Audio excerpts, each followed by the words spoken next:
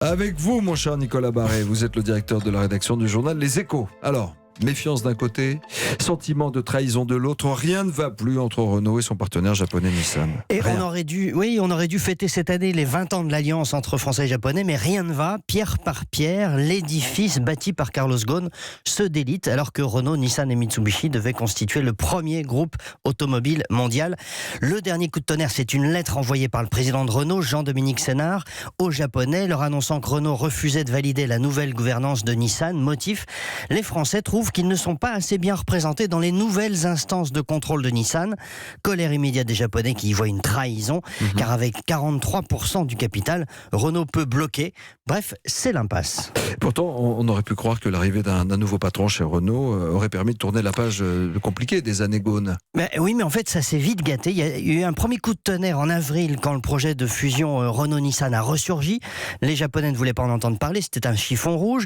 Puis il y a eu un deuxième coup de tonnerre quand Nissan a été mis au courant des discussions qui avaient eu lieu entre Renault et Fiat Chrysler sans qu'ils soient au courant. Énorme tension entre les Français et les Japonais qui s'est traduite d'ailleurs par le refus de Nissan d'approuver l'opération, ce qui a contribué à la faire capoter. Et puis donc maintenant ce troisième coup de tonnerre avec Renault qui montre ses muscles vis-à-vis de l'état-major de Nissan. Je vous le dis, rien ne va. Le ministre de l'économie, Bruno Le Maire, était à Tokyo ce week-end. Il a réaffirmé qu'il souhaitait le renforcement de l'Alliance. Là, on est dans la politique ?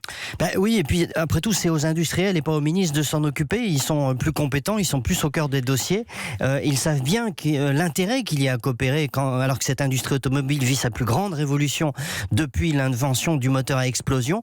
Mais dans les affaires, et on en a la démonstration sous les yeux, eh bien une alliance ne peut pas marcher sans contrôle. C'est tout le problème de Renault, qui même avec 43% du capital, ne contrôle pas Nissan. Il n'a pas les clés du pouvoir. Il ne peut rien imposer. C'est pour cette raison que la situation est grave. C'est-à-dire que soit les Français et les Japonais arrivent à s'entendre volontairement, soit tout l'édifice de l'Alliance s'écroulera, ce qui serait une très mauvaise nouvelle, évidemment, pour Renault. Si on se sépare, on peut vivre tout seul ?